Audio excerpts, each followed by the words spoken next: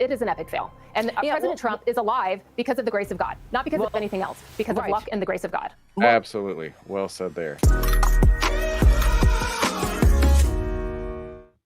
So, of course, the big headline everywhere right now is the fact that the Secret Service was outfoxed by a 20-year-old. And so this person here was talking about what's going on with the Secret Service. And so I want to hear what she says. It's always a pleasure to join your program. We're all just shaking our heads, especially those in law enforcement. I've worked events with Secret Service in the past, and how this ever occurred is mind-boggling, and it's actually terrifying for America. If a 20-year-old can disrupt the political process in the United States and ignite this massive firestorm, look at our adversaries. Can you imagine? They're probably sitting back laughing. That's a really great point. First off, my first concern is copycats, right? People trying to do this again to Trump, and people maybe taking the opportunity to do this to Biden. Neither of those are a great idea. I don't think anybody needs to be doing this, but now that they think that they can get around the Secret Service, this is now a game that people are going to start playing. I'm not interested in that game whatsoever. And then, like she's saying too, like our foreign adversaries, they're looking at this like, how in the world could you let this happen? Our foreign adversaries are taking this as an opportunity to say, I wonder what else we could pull off. Yeah, give me a Is break. inexcusable. It is unacceptable. And how this occurred, it is a failure. It is a failure. The investigation will come out eventually. Unfortunately, a lot of Americans do not trust the investigation by the FBI that's going to be conducted. But I know that, Congress will be involved as well. And how could they trust the FBI after years of the fact that they're sending the FBI onto school board meetings, calling them domestic terrorists for having a differing non-woke opinion? I think a lot of people are over this right now. How did this happen? How did the shooter ever get within that close proximity? 130 yards is extremely close, and it's mind-boggling. I think there are some major issues going on behind the scenes that a lot of us may not know or understand. There was an event that Jill Biden was actually attending on July 13th at the exact same time in the Pittsburgh area, the same time, the same location as President Trump. And I believe that the U.S. Secret Service is probably understaffed. They are being overworked. Oh, you know what? I didn't know about that. Maybe they were trying to split resources between the two of them. Understaffed, underpaid, and it's difficult. And so I imagine that maybe they didn't have enough individuals for that event, and maybe they were relying more on the locals for the event and maybe delegating responsibilities. It's difficult. You don't want to point the finger at, without the facts. I don't want to, point the finger at the wrong individuals, but it is an epic fail. And President Trump is alive because of the grace of God, not because of anything else, because of luck and the grace of God. Absolutely. Well said there. Brian said, hang on. Where'd that comment go? Have a dinner party and write it off to make it a murder mystery. If we fire Everton, be a mistake is made, then nobody would be in banking or any other company. Oh, if we fired everyone after a mistake. Exactly. Yeah. Like our foreign adversaries have room to talk, their leaders get knocked off as well. Nice to see their mainstream is now concerned about how the FBI acts. It's only taken 60 years. Brian, you and I are on exactly the same page all the time. That is for dang sure. But you know what? Let's take a look at the Dow Jones, right? The Dow Jones actually got a buy signal today. The ETF that tracks that we cover is called the DIA. And we got a buy signal on that just actually yesterday. And the performance summary on that, 35.61%. Not as high as the SPY, but still pretty outstanding, right? So the market is working at gangbusters right now. And let's jump right into it. All right, welcome to the Outlier Trading Room. This is smart trading made simple. Save time, make money, start winning with less risk.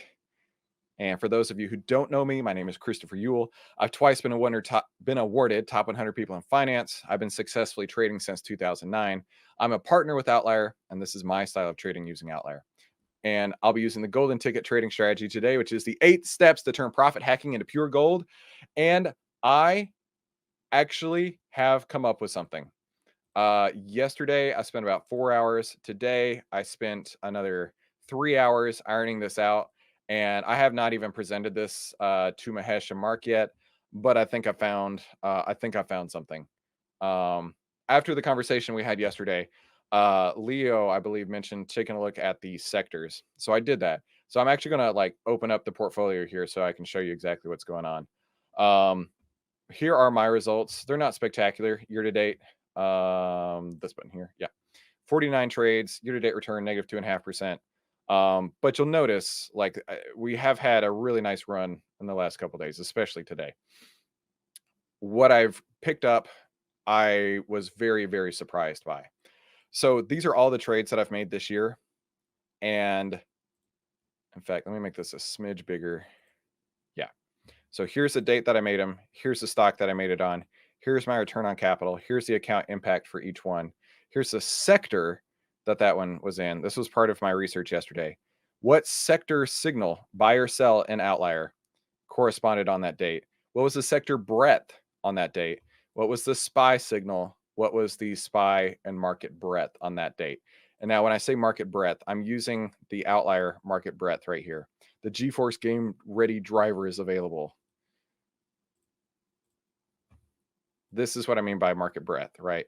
And then each individual sector has its own market breadth as well. So I went through this and where'd it go? Here. And I took a lot of detailed notes on mine and on Mahesh's portfolio. And one thing, Mahesh's is down here. One thing that I will tell you between Mahesh and I, we have a very different risk tolerance, right? Mahesh doesn't run with the stop loss, or if he does, it's way bigger than mine. And that is not something I'm comfortable with. I have lost way too much money trying to trade without a stop loss, and Mahesh is killing it lately. So I'm not going to tell him he needs to do any differently.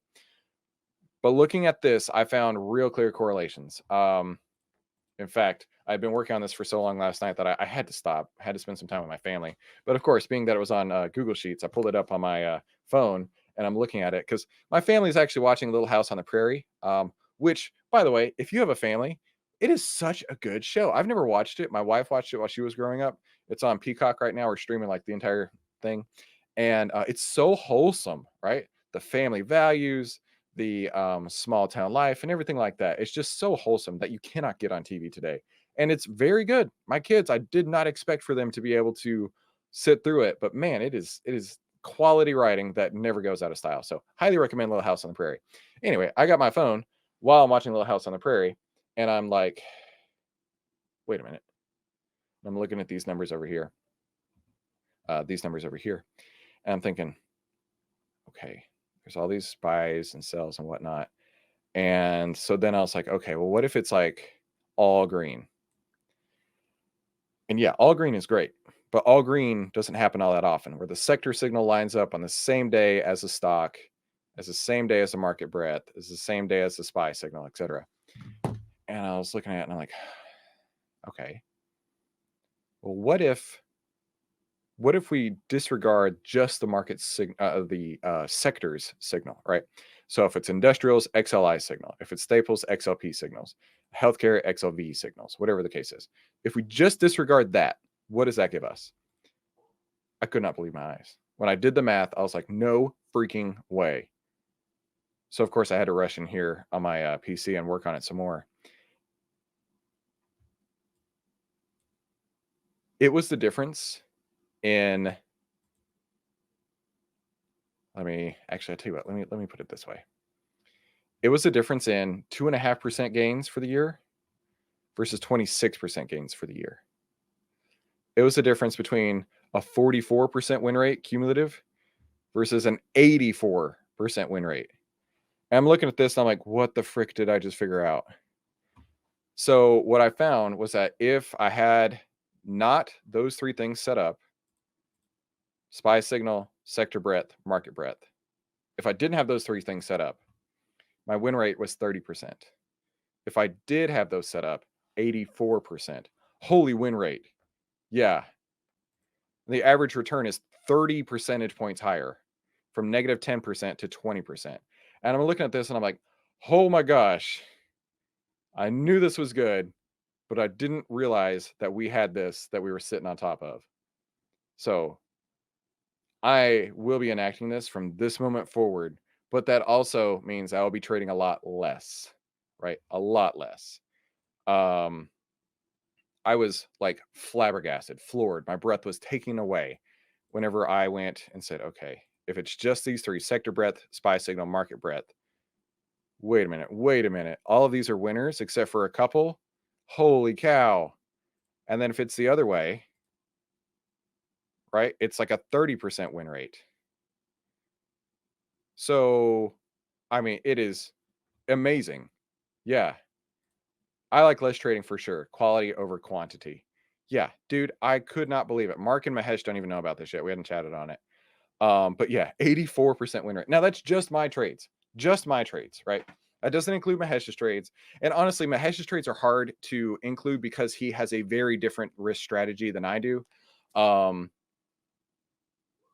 there's, of course, lots of opportunities that come every single day. And I'm just looking at this like, oh my gosh, I knew this was going to take over the world. Now I have the data to back it up.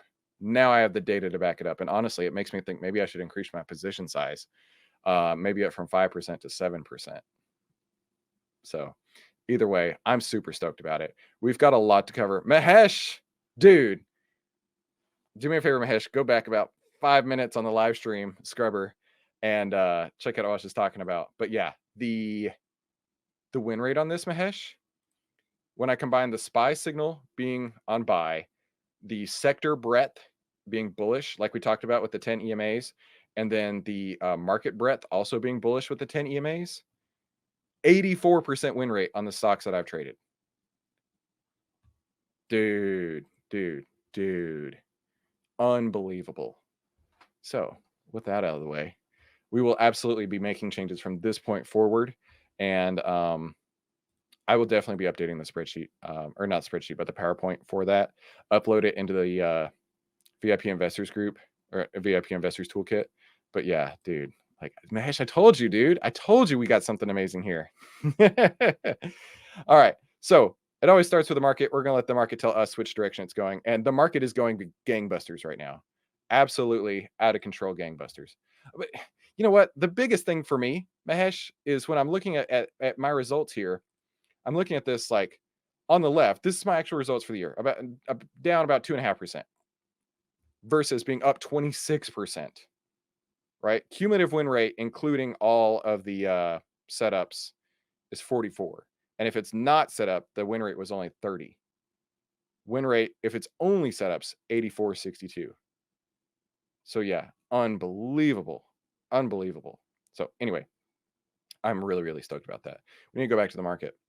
Look at this out of control move. By the way, we talked yesterday right after the close. Dude, I may not get all of my trades in today. I just looked at the time. Yesterday at the close, I didn't even realize Bank of America was having earnings, and I did not plan on keeping it on. But unfortunately, I left it on because it like blew it out. You betcha. It blew out the expected move, right? Look at that. Huge. So I'm going to remove these expected moves from yesterday. Let's go through. We have 6 trades on before we add anything new. So we do have a lot to cover. We have a lot to do. Let's start with BA. No, I don't have it sorted here. We'll start with NEM. NEM, we need to roll up. We got a lot to do today. I don't even know if I'll have time for new trades. NEM. All right, so we're currently in the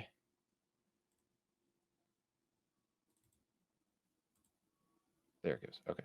We're currently in the August 16th 42.5s. Now NEM has gone up 1 ATR. So when that happens, we're going to be doing this more than once today. So I'm just going to cover this once and we'll go through it. For every profitable ATR move, can you roll up for a credit? Most likely, yes. As one orders, sell to close the original position, buy to open closer to the money, same number of contracts, but it still needs to have liquidity that we're looking for. It's going to free up partial profits, keep the capital, takes partial profits, frees up capital now, and keeps the trade alive. And then we'll move up our half ATR point as well. So NEM, looking to roll from the 42.5s. So this would be a sell to close of 42.5, rolling up to the 45. I was hoping we could roll up a little further. 85 cents on 435 is how much? That's our extrinsic value. 85 over 435. 19%. That's right on. That's spot on. All right. So 212 is approximately that's the midpoint right now. We took the trade and we got the trade for 532.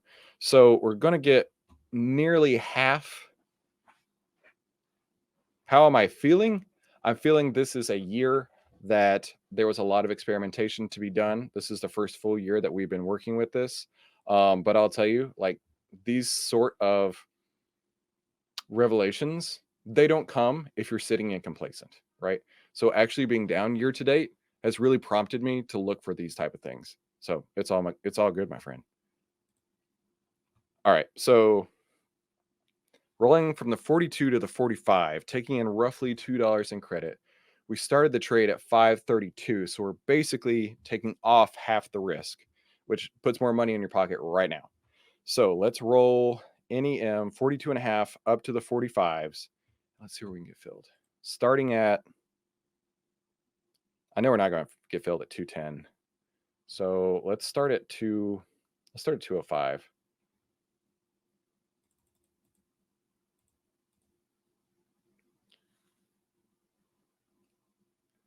Let me mark it down 204. There we go. Okay. Rolled it. The fill price was 204. So that's pretty cool. Taking profits now, keeping the trade alive. And then the current value is 435 on that option. Okay. So currently I'm up about roughly 20% overall on this trade. Rolling it up. We're at 48.46 right now.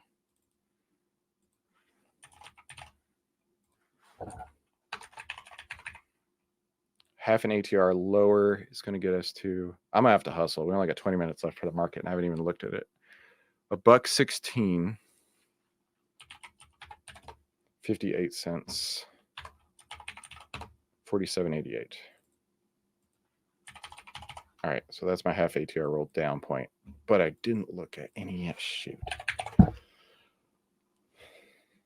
I didn't look at NEM's cylinder strength point yet. I didn't look at the behavioral heat map on it yet.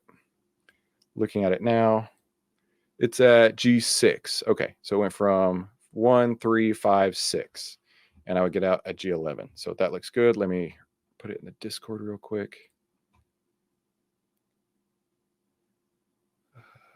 Roll.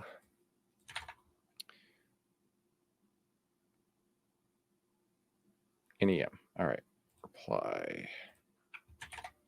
Today is the 16th. Rolled NEM. We rolled from the 42 and a half to the 45.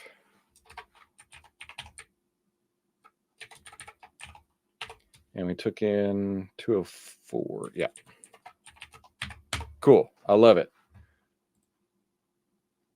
Next. Let's go to KBH. It's up 7.5% right now. Did you see KBH?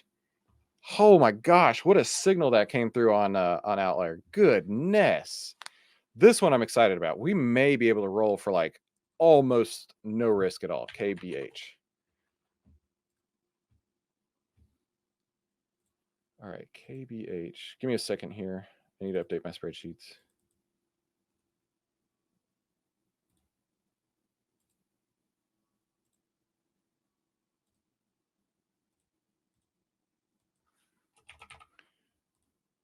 Got it. Okay. KBH. We got in the 70s yesterday. KBH, August 16th, 70s. Oh man, this has been a huge trade. We got in at 765. It's nearly double. It's nearly 100% higher at this point. In fact, let me write that down. 1310. I'm up 71% on this trade at the moment. Man, what a killer. What a killer. Dude, I know. It's always the one you miss, right? Or you don't ever buy enough of the one that works out, but you always buy too much of the one that doesn't work out. I know exactly that. Okay, KBH. I want to roll. Can we, what was the move today? How many dollars did it go up? 76 up to 82. $6. Might be able, okay, we're $5 wide. That's what I was curious of. All right, so we're going to sell to close the 70, buy to open the 75, $4.60. I was hoping we could get closer to $7. But no, that's okay. Okay. And so this is a decent bit wide from $4.20 to $5 to make the spread. So let me see where we can get filled. So I'm going to start KBH rolling up the 70 to the 75.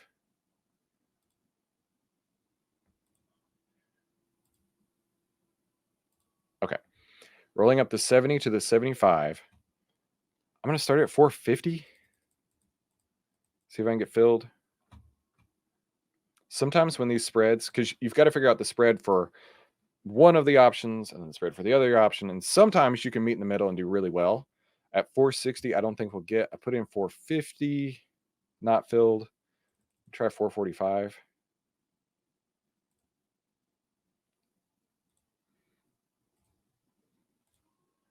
Okay, I'm filled. My actual fill price was 450, so that'll work. So 450. Rolling up the 70 to the 75 on KBH. Man, what a trade.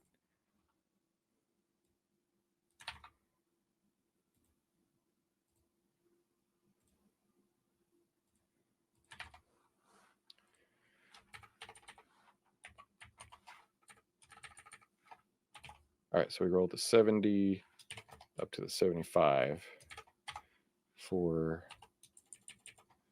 450. All right, cool. That trade is there. Let me mark it down in my notes. 450, and the current price of that option is, oh, I didn't mean to click that. Just a second. It's my camera settings. Current price is 840 on that option.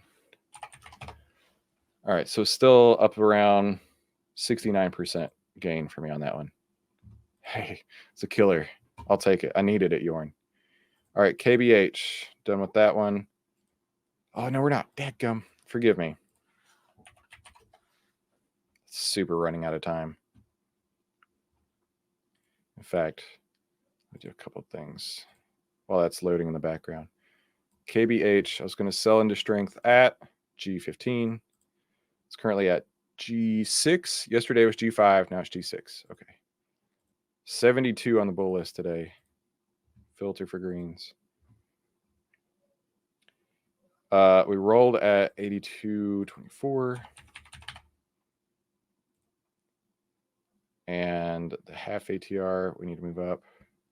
Current ATR value is 2. I'm in the way. Current ATR value is 260, so $1.30 down from 82.24. 82.24 minus 1.3 is 80.94. Cool. Rock and roll with KBH. Let's go to CLS. Not ready to roll on CLS, but man, it got close. Let's go take a look at its cylinder strength.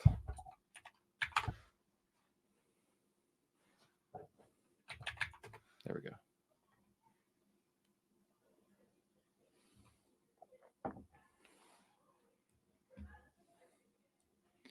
All right, G31 yes.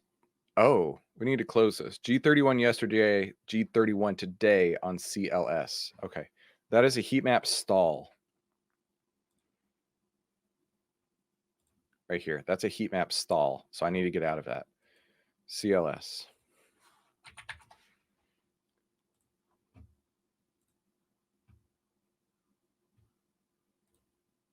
All right, CLS.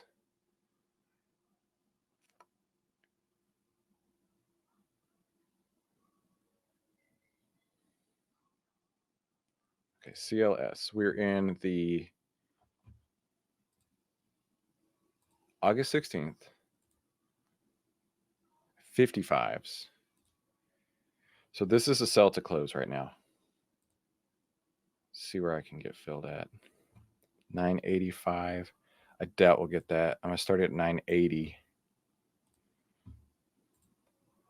On CLS, 980. Okay, I'm filled at 980. I'm out of CLS. That was a decent trade. I'll take it. One off the board. Got some funds back. CLS. Reply at 980. CLS, August 16th, 55s to close at 980. Today's the 16th. So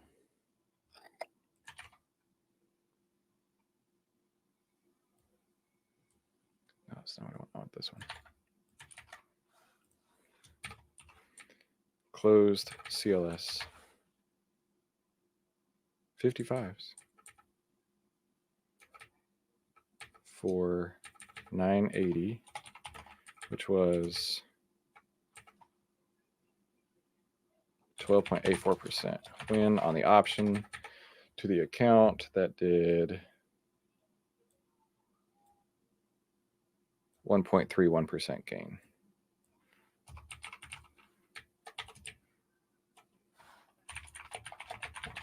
Okay, moving on. CLS. I'm gonna take it off my main list because we gotta keep moving. BAC, the winner of the day. Let me tell you, BAC is just crazy, crazy awesome. Was not expecting to be in BAC and turned out great. But we do need to roll. It's gone up more than 2 ATRs at this point. Okay, BAC in the 39s. BAC August 16th, 39s. What was the move today? From 41 up to 44, so about $3. So maybe we could try $3 up, the 42s. Gets us at 76 delta. That'll do. 50 cents on 275 is 18%. That'll work. Lots of liquidity. Extrinsic value looks fine. 10 cents wide. All that looks sharp. All right, rolling from the 39 to the 42 on B8. No, I did that wrong. Sell to close. Buy to open. Like that. 278. 278 on a $3 spread is really, really good. I like that. I'll try and get that. All right.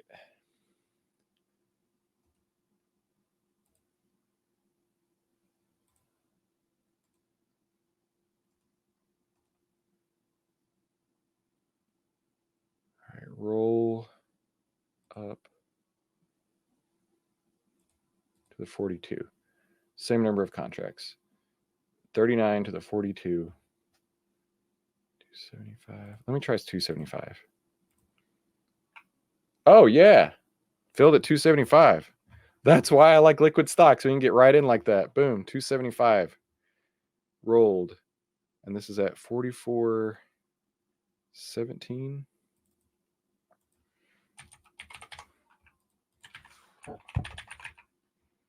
I don't know if we're going to have time to put any new trades on. Ugh. 87 cents.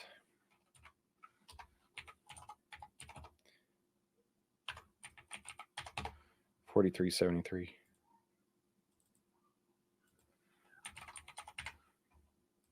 Cool. All right. Amazing trade on that one. AFL. You should start seeing a lot more money in your account for your buying power right now after rolling those three or working with those three. Okay. AFL. Knowing. Oh, wait. Oh, frick. BAC. I've got to get better about looking at that. G24 cylinder strength. I'm sorry, did I update the Discord? No, I didn't.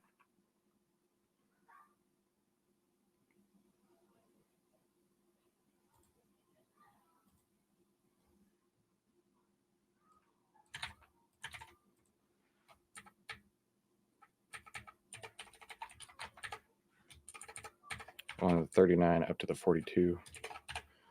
What was my credit on the trade? I don't remember. 275. Okay. BAC. It went from G14, 15, 16, 18. All right, all that looks good. I said I'd get out at G24. Okay, we're clear. AFL.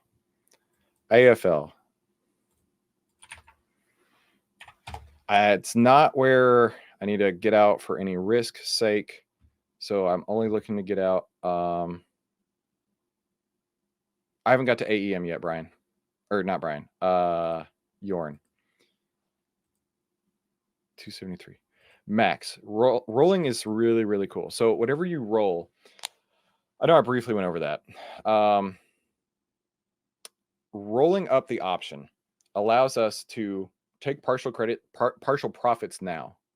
It keeps the trade on because you still own a long option, but you've now taken the long option. So like if we bought it for $5, rolled it up for 250, I now have taken 250 into my account as profit right now. So my risk is now only 250, right? So I started at $5 of risk, now it's only 250 in risk. But I still get to keep the trade on. How cool is that, right? So I have half the risk. I've already taken partial profits. And if the trade continues to work, I get to keep it on as long as I want to. So that's one of the main reasons we roll. We haven't got to AEM yet. Dadgum, it's all 254 already. AFL. I'll tell you what, I'm not going to try and rush any trades on this afternoon. We will try to put those on tomorrow. We'll just put them on the list for tomorrow. And if it works out, it works out. If it doesn't, it doesn't. G9, G11 today on the behavioral heat map on AFL. So AFL stays. And then lastly, Yorn was asking about AEM. Brian says, can you work up trades and send out what you would have done? We can enter morning off if we choose. Yeah, I mean, I can still take a look at it. That's actually a great idea, Brian. That's a great idea. That way we don't have to stress out. Okay, so we've rolled AEM once already. Now we get the opportunity to roll AEM again. I didn't realize we were up that high already on AEM. Cool. Let's check the heat map real quick before we roll it.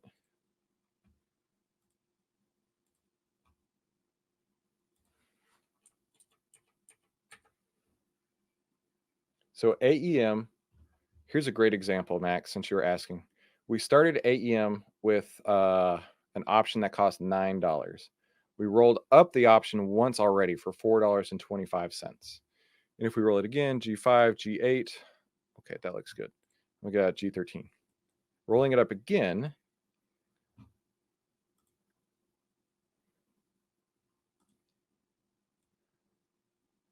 So we started at the, which strike did we start at? The 65 AEM. We started at the 65, then we rolled up to the 70. Now we might look to roll up to 75. Is that what I see? Yeah, we're in the 70s. Might look to roll up to 75, but that delta is really, really low. I was hoping it would be a little bit higher up. 249 on $4 is not going to work. Nah, we're going to keep AEM. We're not going to roll up AEM. Unfortunately, it doesn't have it. The pricing's just not there. But for example, just example sake, if we did roll, all right, so we started at $9 on the 65. So start at 9, so negative 900, right? That's where we started at. Rolled up. Remember, you're keeping the same number of contracts, so we're just going to use one lots here. Rolling up and adding 425. So now our risk is only 475. Okay. So let's say if we rolled again, I'm not going to, but let's say if we did the 70 to the 75, we could take in 355 and credit again. That means our total risk in the trade would only be $120, right? So we took a $900 option, a $900 trade, and reduced the risk all the way to $120 in this case. But we're not going to be doing that today. So that's going to be it. I'm going to go ahead and push forward. We're not going to roll AEM. I'm going to push forward to see what comes through. If you need to bounce, please, by all means, go ahead and do that. But I'm going to work up a plan we can come up for tomorrow.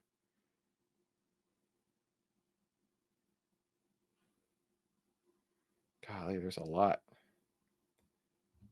July 16th. Now I'm just going to do a quick filter.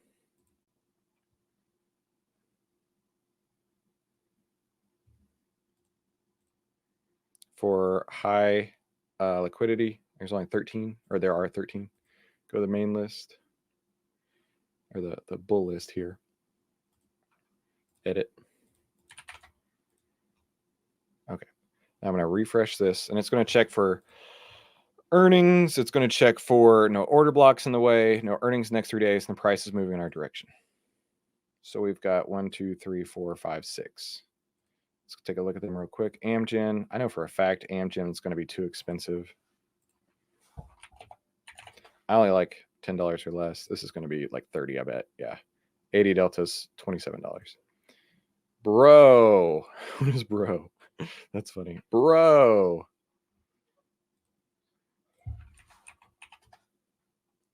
Ooh, probably not got a lot of liquidity here. Nope. Wouldn't trade bro or Amgen. CBRE. I know I've traded CBRE before. Look at that one. Oh, it's got an order block here. It's only $2 away.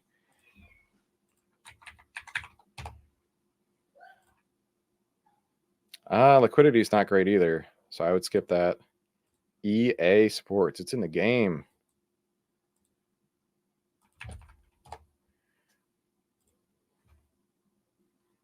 This one looks decent.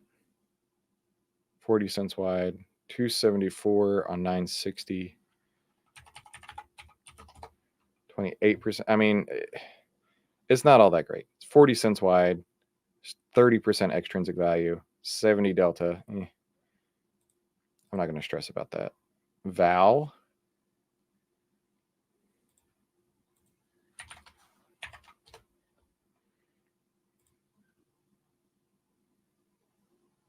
That looks okay. What's the extrinsic?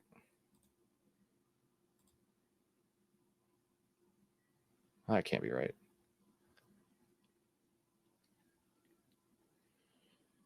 I think it's messed up because the market closed. All right, we'll skip Val. We'll go to Zillow. Holy Zillow. Look at that. 54 up to 56. It doesn't have all that much room.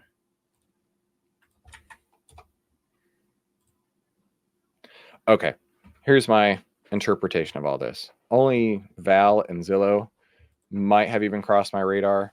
I can take a look at Zillow again tomorrow if I don't forget. But you know what? We did so much today. Let's talk about what we did. We closed CLS. And we rolled. Jeepers, how many did we roll? 3, 2? We rolled 3. NEM, KBH, BAC. Closed CLS. So who does that leave left? NEM, KBH, AFL we didn't do anything with. AEM we didn't do anything with. That's right. So huge day today. And of course, we also talked about some new data that we found, which will mean I'll actually be trading less, but in those periods where everything lights up, I'll be trading very aggressively during those times. So what a crazy day today. I appreciate all of you being here. I hope Mahesh filled. Congratulations, Mahesh. His first day trade ever. Way to go. And then listen, Mahesh, I can tell you one thing. They don't all work out that way. I'll never forget. This was early on in my trading career. I wanted to day trade. And I spent all day long watching the market. All day. Tick by tick by tick. And I'm sweating, getting ulcers by the minute. And at the end of the day, my account was down $8. And that was a light bulb moment for me. Like, maybe I shouldn't be a day trader, right? I spent all this work all day long, and what do I have to show for it? A negative $8 P&L. It could have been way worse. I agree, but that was not worth the time to do for sure. All right, thank you all so much for coming to the Outlier Trading Room today. I'll see you tomorrow, right back here, same time, same bat time, same bat place. Talk soon.